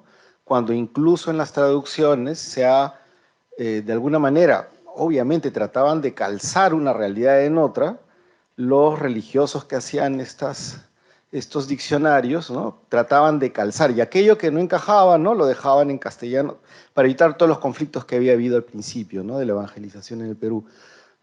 Entonces, ahí me parece que es una cosa fundamental la que ella dice, ¿no? La diferencia entre castigo, culpa, y este tema me hace pensar en la homeostasis, ¿no? La necesidad de que la relación existencial vital, ¿no? De todo lo existente, esté en equilibrio, esté en armonía, ¿no? Es lo que, bueno, en efecto, como me han mencionado los teóricos de los años, los historiadores de los años 70 hablaban de reciprocidad y restitución, pero ahí hay un tema, en efecto, muy, muy situado, muy concreto de la traducción y de cómo hay una influencia de un tipo de percepción del equilibrio, porque a la larga ahí también tenemos un universal, ¿no? Es decir, hay una intuición que ambas culturas ven en lo que llaman pecado y el otro en el equilibrio, ¿no? Que tiene algo de relación y de vínculo, ¿no? Porque el sujeto no encuentra la paz, ergo no encuentra la armonía consigo mismo si es que no cumple, ¿no? Este castigo, esta pena. Entonces, sí creo que hay posibilidades de diálogo. Bueno, esas son las cosas que yo trabajo, ¿no? Por eso tengo esto en la cabeza. Y me hace pensar a otras filosofías, ¿no? Claramente allí el taoísmo tiene mucha vinculación. Entonces, yo creo que me parece interesante también tener una perspectiva universal de aquello que estamos planteando, ¿no? Que, bueno, claro, yo lo trabajo en términos de espiritualidad, historia de la espiritualidad, etcétera, Pero es precisamente esa universalidad la que nos permite ver el diálogo entre el sujeto y el ecosistema en el que se encuentra y cómo ese ecosistema le hace pensar de determinada manera, ¿no? Determinadas categorías, ¿no? Y me parece que ahí viene el tema de la abstracción, y con eso quiero terminar porque quería preguntarle un poco a los que han presentado. Así como me parece que tanto Zoila como Sofía lo han mencionado, estas distintas temporalidades, estas distintas maneras de percibir el espacio, ¿no? La racionalidad del uso de ese espacio, etc. Todo eso también nos puede hacer pensar en distintas, y se ha mencionado el término, ontologías, ¿no es así? Y creo que ahí yo me pregunto, cuando decimos las divinidades, ¿no?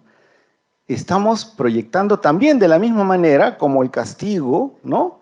En este otro concepto, Pampacha, si mal no recuerdo, lo mismo, ¿no? Entonces, el Dios que trae Occidente, ¿no? Gruesamente hablando, es de un tipo de abstracción, ¿no? Que llega desde la revelación, entre comillas, o tal y como se autopresenta para nosotros los creyentes, dentro del mundo abrámico en general, ¿no? Hasta Kant, ¿no? Ya que se ha mencionado Kant, una de las ideas, ¿no? Es Dios. Entonces, ese nivel de abstracción me parece que es distinto que el que hay en el poblador de estos ecosistemas concretos, ¿no? Y por lo tanto, creo que es algo que tendríamos que, siguiendo la recomendación de Zoila, cuestionarnos nuestros propios parámetros conceptuales para pensar que el mismo concepto de Dios, cuando empleas Dios, ¿no? No estamos diciendo lo mismo en Occidente, e incluso en Occidente, en un pequeño sector de élite que llega a ese nivel de abstracción de tipo kantiana, ¿no? Porque la gran mayoría en el cristianismo y en todas las religiones tiene una relación con la materialidad del objeto que necesita para poder vincularse, ¿no? Y lo mismo pasa en el budismo, qué sé yo, clásico, Theravada, no sé, tiene una élite que son los que leen y meditan, etc. Pero la gran mayoría está con sus ruedas del tiempo, es decir, teniendo una relación con lo que llaman devociones o divinidades. Esos dioses, como en el mundo andino, ¿es acaso el concepto de Dios que utilizamos? Entonces, creo que ahí por eso nos deslizamos un poco, porque no terminamos de captar esa otredad, diríamos, que es tan enriquecedora, además, porque nos desconcierta, pues, ¿no? Eso lo venía a partir de los comentarios que ustedes han hecho. Gracias. Gracias a Juan Dejo, nuestro vicerrector de investigación, justamente, que nos acompaña ahora. No sé si Zoila quieres comentar, Sofía. Sí, hay muchas cosas que comentar. Muchas gracias, Juan, muy acertados tus comentarios, ¿no? Esto de la materialidad que también traía a colación Sofía es muy importante, ¿no? Y eso de Dios, cuando yo hablo yo soy profesora de Quechua acá y de cultura andina, y digo, el lenguaje no... Si quieres usar la palabra espíritu o espiritual, por favor, no en los Andes. Ese concepto no se aplica, no se traduce, no existe la espiritualidad, aunque muchos quieren hablar de la espiritualidad. El concepto simplemente de algo inmaterial, o también en ese sentido, o también en el sentido más trascendente, en el sentido de Dios, es inexistente, intraducible al quechua. No existe. Por eso se utiliza el español, ¿no? Aunque otros conceptos se han traducido al español, ¿no? Entonces y tampoco reducirlo a que es un animismo en el sentido también evolucionista del concepto de lo que es un animismo, que en fin, tiene una connotación negativa, ¿no? El término que yo utilizo son fuerzas superiores, ¿no? Y las fuerzas superiores no estoy hablando simplemente de aquellas, como sabemos en los Andes, en las montañas, por ejemplo, los nevados, ¿no? Y regresando a uno de los puntos iniciales que se dijeron, las fuerzas superiores son todo lo que nos rodea. Y eso la fuerza superior es el agua. La fuerza incluso superior son los animales. Son estos dos elementos de los cuales dependemos para nuestra vida. Entonces, en Estados Unidos, en estudios indígenas, se habla ahora de los seres más que humanos, no los seres no humanos, sino los seres más que humanos, porque por lo general son en los idiomas indígenas el respeto que se tiene al terreno, ¿no? A la quebrada, a la montaña, al agua, al viento, ¿no? El respeto y el miedo que se le tiene al viento. En fin, todas estas son fuerzas superiores, son más que humanos, ¿no? Entonces respeta mucho el poder que tienen esos los humanos. Los humanos estamos controlados por todas estas fuerzas que son más que las nuestras, ¿no? Entonces no es la idea de Dios, ¿no? Pero claro, la influencia católica, de todas maneras, es la idea, bueno, hay toda esa cuestión del Dios, pero el Katacha Coyuriti es algo muy concreto, que es la piedra, ¿no? Y también la imagen movible, que tiene otra dimensión. Entonces, eso es muy importante. En fin, solo resaltar que estoy muy de acuerdo con los puntos que resaltaste. Tengo una pregunta. Sí, Sofía, adelante. No, tanto para ti, Víctor, como para Zoila, ¿qué pasa cuando no se hace, o sea, cuando no se, en los otros momentos donde no está el ritual de Cuyuriti, qué pasa con estas piedras, con estos caminos? Porque estoy pensando en las categorías que yo estoy pensando, como, claro, no es el animismo, pero es como estos objetos emprenden su intención cuando están en rituales, ¿no? Entonces, yo justamente quería preguntarles qué pasa con estos objetos, estos caminos que están en esta localidad cuando no existen estas fiestas. Yo pienso que siguen tan vivos como en el momento de la fiesta, y esto se trasluce en la tradición oral. Si uno vive un tiempo en una comunidad y está constantemente escuchando las historias de qué le pasó a tal persona cuando fue a tal camino, o se encontró, o cómo vieron un cóndor que piensan que es la encarnación de ese apu, en fin, la vida de estos elementos sigue. Ahora, no es tan visible para el grupo grande, ¿no?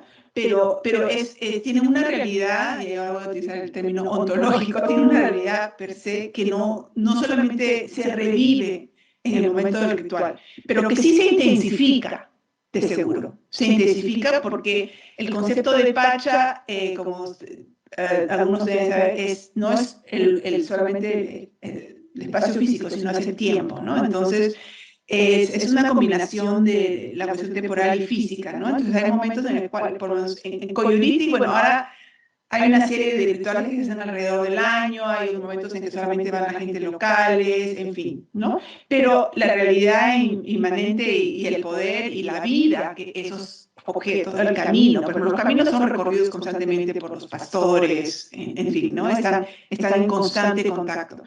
Pero si uno presta atención a la historia oral, y esto en mi libro está lleno de tradición oral, de cómo la gente va contando esas tradiciones cuando van en el camino, ¿no? Pero no solamente en el camino, ahí es donde se recuerdan, pero cuando uno está en la comunidad y la gente se sentada conversando, comienzan a recordar ese tipo de historias. Por lo tanto, están constantemente, en mi entender, están constantemente vivos, ¿no? Estos lugares, estos caminos, esas piedras, ¿no? Pero se intensifica en el momento del ritual, en la interacción con la comunidad, ¿no? Con los grupos grandes. Sí, completamente de acuerdo. Yo creo que es introducir el tema de la temporalidad aclara muchísimo, porque en este caso creo que sí se ve como el Coyoriti puede ser un eje, ¿no? Es una realidad axial de todo el resto de lugares y de momentos del año. Es la cuestión de la vida, porque vida no quiere decir que uno está todo el tiempo activo, uno duerme y descansa en ciertas épocas y se revive. De hecho, la fiesta de Coyoriti son 2 fiestas al año, solamente que la segunda fiesta es solamente para el pueblo congate. ¿Y por qué? Porque el pueblo congate se dedica en la primera fiesta, en la principal antes del Corpus, a hacer negocio en la fiesta. Entonces ellos no pueden hacer lo que quieren hacer y como devotos, y entonces ellos van en octubre, ¿no? Estaba pensando en los caminos. Es cierto que los caminos de las cumbres, algunos, o sea, el de la quebrada, sí, por supuesto, ¿no? El, se usa para ir por ahí buscar pastos para los animalitos que se pueden ver. El camino de regreso es un camino que también se recorre, hay trechos que uno recorre, pero en mi experiencia yo creo que ahí entendí este entretejimiento entre comunidad y tierra, ¿no? Porque hay partes, bueno, no hay luz eléctrica en ninguna parte, que yo me acuerdo hasta la última bajadita hasta Tayancani, y entonces ahí si uno va, uno no puede ir solo, tienes que ir con el resto de gente porque si no te pierdes. Y efectivamente camino es por donde la gente camina. Entonces es muy interesante, muy bonito ver ese entretejimiento que no se da en otro momento del año, ¿no? Pero que ahí está latiendo, ¿no? Yo quería recuperar también esto que comentaban Juan y Zoila, a propósito de la abstracción, cómo lo conceptualizamos o cómo damos cuenta de todas estas diferencias y realidades, y introduciendo como dos elementos, ¿no? Uno primero en la discusión propiamente fenomenológica, es que claro, hablar de Dios, de divinidad, de lo sagrado es muy problemático. Claro, uno podría en un estudio antropológico, quizás sobre fenomenología de la religión, muy situado en una comunidad, usar esas palabras y surgen de la experiencia de los participantes, ¿no? Pero creo que han apuntado al asunto de cómo entender el papel constitutivo de lo otro, del otro, de la alteridad, de la otredad respecto al ser humano, ¿no? Entonces, curiosamente yo esta cuestión de más que humano lo leí por primera vez en el trabajo de un fenomenólogo canadiense, David Abram, donde él le habla del mundo más que humano, porque es un mundo que no somos los seres humanos y los objetos, y los espacios y momentos, sino son seres, pero no son seres que son puros objetos que están puestos ahí. Son fuerzas que actúan, pero que están presentes, porque está ahí, lo puedo ver, me puedo acercar y le puedo faltar el respeto. Pero a mí lo que me parecía muy esclarecedor de este libro, que habla desde Husserl y Merleau-Ponty en particular, es que son fuerzas, presencias, agencias, como le queramos llamar, con las que podemos entrar en comunicación. Y eso es muy, muy interesante, porque también amplía lo que es la comprensión moderna, esta es la tesis de Abram, de lo que es la comunicación, de que nos podemos comunicar solamente entre seres humanos, que el logos es una cualidad humana y que encima se ha restringido en los últimos siglos a lo que en la modernidad se puede procesar como un mensaje objetivo, etcétera, etcétera, ¿no? Entonces, a mí me parece muy, muy interesante, y por ahí él intenta cuestionar lo que se ha llamado pues el antropocentrismo, ¿no? El entender que este logos humano de la información, del objetivo, es la clave para poder comprender nuestra manera de estar en el mundo, ¿no? Y a mí, bueno, su tesis que a mí me parece muy, muy interesante es que cómo algunos de estos pueblos, y en esto que ha rescatado Zoila, cómo estas tradiciones son traderes, se llevan, se comparten a través de la palabra oral. Y no solamente es, digamos, un medio, ¿no?, diferente en la escritura, sino requiere una copresencialidad en un lugar y un momento particular, requiere otra manera de mirarnos, de situarnos uno con otro, otra disposición afectiva, ¿no? Entonces creo que también nos devuelve a este tema donde psicología, antropología, filosofía, podemos hablar mucho, ¿no? Termino con, una vez que estaba regresando justamente por las cumbres, estaba regresando cansado, y detrás de mí había un señor con una cojera muy severa, no voy a contar toda su historia, pero era un militar que había sobrevivido a un ataque de Sendero Luminoso, y él atribuía la circunstancia que permitió que no estuviera en el momento que atacaron a su grupo al señor de Coyoriti, pero le estaba contando la historia, o sea, no le estaba haciendo una explicación teológica, le estaba contando la historia a un joven que le estaba acompañando, pues este señor a la justa podía caminar, y yo estaba caminando unos pasos adelante, y claro, lo que yo me acuerdo de que ahora cuento es parte justamente de la forma como se comparte y cómo se recrea, se enriquece y se actualiza en el tiempo una historia y una tradición como el señor de Coyoriti, ¿no? O sea, nunca me olvido de esa historia que he contado a decenas de estudiantes también. Bien, creo que no tenemos por aquí... No. Si no hubiera una pregunta, yo quería seguir con un punto que acabas de mencionar, pero mejor dejamos posibilidad que pregunten. Sí, no, adelante, por favor. Adelante, sí. Acabo de revisar el chat y tenemos carta libre. ¿Sí? Ah, ok. Bueno, con respecto a eso a la historia, ¿no? La importancia que eso tiene, ¿no? Entonces, por eso mi libro es mitad es básicamente las historias, y eso lo quiero conectar a los puntos iniciales que mencioné sobre por qué y para qué hacemos investigación. Entonces, cuando yo comencé la investigación, había la tradición de caminar por 3 días donde está el señor Coyuriti, pero los mismos miembros de la comunidad eran conscientes que había una presión de distintos tipos de presiones para que esa práctica se dejara.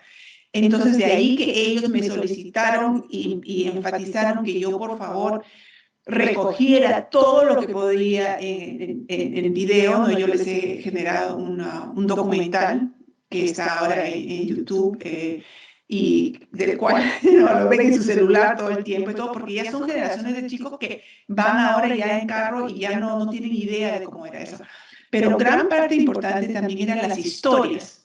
Entonces, no la parte visual de la caminata, el camino, todo eso, algo que queda. Marqué todos los puntos de camino con el GPS para que ese camino se pudiera retomar en algún momento que quisieran regresar. Y también las historias, no pude por supuesto recoger todas, pero las más significativas. Y una anécdota es que una presentación que hice en Lima del libro, ¿no? Vinieron unos miembros de la comparsa que estaban viviendo en Lima y uno de ellos muy joven, muy emocionado, se me acerca y me dice, madrina es la chapa que tenía, casi llorando, ¿no? Estaba emocionado de que siempre cuando yo cuento mis historias así sobre los condenados, porque muchos de ustedes están familiarizados con la idea del condenado y cómo es condenado, vive en esos caminos solitarios, ¿no? Piensan que estoy loco, no me creen, y yo que me comenzó a contar sus experiencias del condenado y cómo, por favor, Marina, si ustedes deberían escribir algo sobre eso, porque yo y mi hermano hemos pasado, porque yo cuando éramos niños, entonces, inclusive los jóvenes, pero que ya viven con esta conciencia de que esto no podemos decir porque nos van a decir ignorantes, nos van a decir que estamos locos, pero son conscientes en esa experiencia porque él participó en la peregrinación y todo, de que hay un espacio para el cual expresar que ellos todavía han vivido el hecho de que de que los individuos estamos rodeados de una serie de realidades mayores que nosotros que nos influencian y determinan muchas de nuestras experiencias, ¿no? Entonces es muy, muy importante entender esto, ¿no? Y prestar atención a la historia oral, ¿no? Eso es todo. Muy bien, muchas gracias. Creo que teníamos una pregunta, un comentario más por aquí. ¿Sí? ¿Sí? ¿No? ¿No? Bueno, señor, el micrófono. Gracias. Gracias,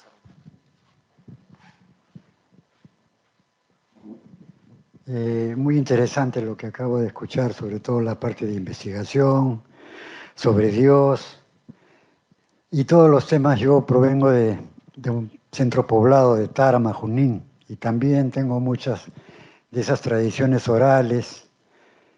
Y bueno, soy ingeniero mecánico, así que pueden sacar línea de que soy bastante abstracto en ese sentido, ¿no? Y además los números lo crearon los hombres, ¿no? Es una abstracción.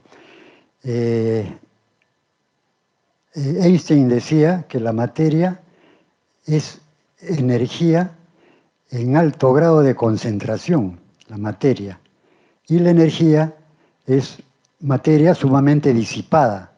O sea, en otras palabras, materia y energía es lo mismo, es una sola cosa. Entonces yo, en mi forma de, por lo poco que conozco o que he avanzado, yo pienso, si hablamos de Dios, Dios para mí es un punto de energía en el universo. O sea, es energía nada más. Y la energía no se ve. Tenemos energía cinética, potencial, tenemos energía interna y muchos tipos de energía que no se ve. Pero está en todo sitio. La misma energía eólica y tantos otros tipos de energía. Entonces, muchos dicen, pues no, Dios está en todos sitios, no se ve. Entonces yo lo estoy asociando un poco en ese sentido a eso, ¿no? Pero sí mantengo ciertas creencias, como he escuchado también, porque he vivido en ese, desde muy pequeño con mis abuelos, he vivido con mis abuelos. Después ya mis padres me rescataron y ya me vine a Lima a estudiar primaria, secundaria, superior. Y les agradezco por todo este avance científico que me están enseñando. Gracias. Víctor, hay una pregunta. Muchas gracias. Vamos a compartir también una pregunta aquí para adicional. Dice, ¿qué implicaciones tiene decir que un término no es traducible y qué diferencia habría con que ese término sea comunicable? ¿No? Y Justo estaba contestando en el chat, pero, pero si quiere, puedo dar mi opinión sobre el asunto, porque este asunto de la traducción es uno que vivo constantemente, ¿no? Porque, bueno, claro, mi idioma nativo de Pila, pues escuché mucho quechua de niña, pero realmente español, y luego me muevo en inglés, y luego enseño quechua y trabajo en quechua. Entonces, el asunto de la frustración que siento muchas veces con el problema de la traducción es algo muy presente, ¿no? En todo caso, mi estrategia, o sea, la implicancia que tiene para mí en concreto, es que cuando enseño quechua, por ejemplo, ¿no? Explicar por qué hay ciertos términos. En el contexto, explico, por ejemplo, el contexto andino, esto, la gente vive así, si hay cosas que no se pueden decir simplemente, y hay cosas que se dicen en inglés que si uno lo traduce del quechua al inglés nunca lo podrías decir. Entonces, simplemente explicar, contextualizar y decir, de alguna manera, este concepto está entre esto y esto, no es específicamente eso, no es específicamente lo otro, acercarnos a un entendimiento del término, pero muy contextualizado. Dar ejemplos de cómo esto funciona y no funciona en otros casos, ¿no? Eso, para mí, esa ha sido la implicancia específica. Yo enseño el idioma, en mi caso se llama quechua, idioma quechua y sociedad. Entonces, no puedo enseñar sin artículos y películas y cosas que lo sitúen contextualmente en el ambiente en el cual quechua ha emergido y sigue floreciendo, para que ellos puedan entender esta relación con las montañas, con los animales, con la comunidad, etcétera, ¿no? Entonces, en ese contexto, solo en ese contexto puedo explicarles por qué este término es intraducible. Se acerca a esto, se acerca al otro, ¿no? Entonces, para mí, esa ha sido la implicancia específica que ha tenido. Y hay otro, como le digo, espiritual. Yo no sé si alguien presente aquí que sepa quechua o no, ¿cómo se les ocurre que podría traducirse en un concepto quechua espiritual, por ejemplo? Para mí, no existe, ¿no?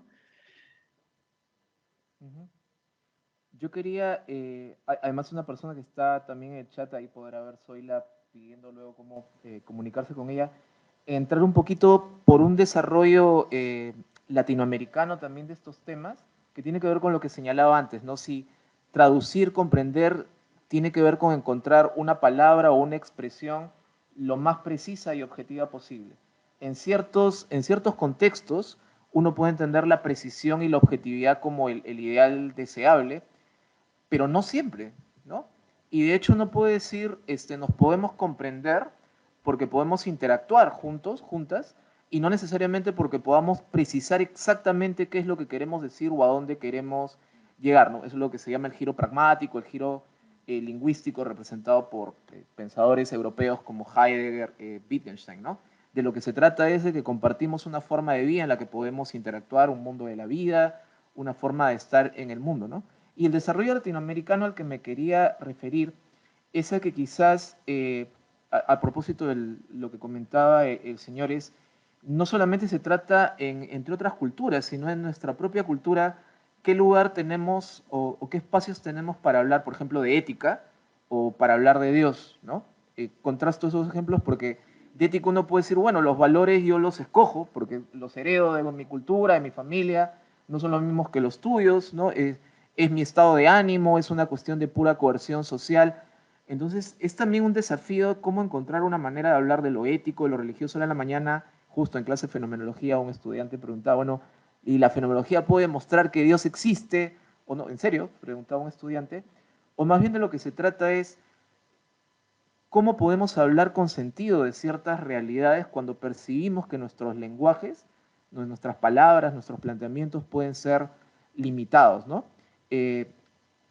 Juan Carlos Escanone, un pensador argentino, jesuita, justamente planteaba que el símbolo, ¿no? Puede ser una forma en la que la filosofía, etcétera, el tratar de pensar éticamente, críticamente, etcétera, puede apelar al símbolo como un espacio de comprensión con esta sabiduría, si le queremos llamar así, ¿no? Porque no está sistematizada de manera abstracta como una teoría ética, ontológica, lo que fuera, ¿no? Es decir, que de repente no se trata, para poder dialogar, de encontrar una traducción exacta, etcétera, pero que sí podemos comprendernos y que en ese esfuerzo de comprensión los símbolos, por ejemplo, a través de los relatos, las imágenes nos pueden dar un espacio para hacer que esa pretensión de comprendernos se satisfaga de una manera más plena, ¿no? Es otra posibilidad de abordar el tema. Bien, creo que con esto, porque nuestra invitada también tiene como nosotros algunos otros compromisos universitarios, si no hay otro comentario, pregunta, me queda a mí como presentador de la mesa agradecer a nuestras dos invitadas. Es muy interesante, me parece, todo lo que han planteado y sobre todo las preguntas que nos permiten seguir circulando y seguir pensando. También agradecer a quienes nos han acompañado aquí en el auditorio de la Universidad Antonio Ruiz de Montoya y a quienes se han conectado a través de Zoom en esta mesa, en nuestra sexta semana de investigación, donde compartimos con la comunidad lo que vamos haciendo nosotros como comunidad académica. Nuevamente, muchas gracias, Zoila, por acompañarnos desde Davis, y a Sofía también. Si quisieras comentar algo más para ya terminar.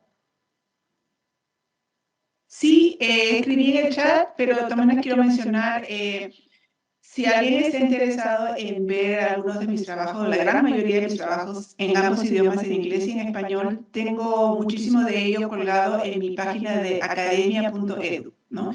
Y de academia.edu soy la Mendoza y tengo colgado la gran mayoría de mis trabajos, ya sea en los dos idiomas, ¿no? De mi último libro todavía no, porque todavía está con los asuntos del copyright, pero mis dos primeros libros en español, por ejemplo, están ahí. Nada más mencionar eso. Gracias. Y gracias nuevamente por las preguntas tan interesantes y la conversación tan amena.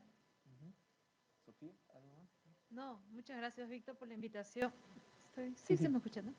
Y gracias también a Zoila y a los que han asistido.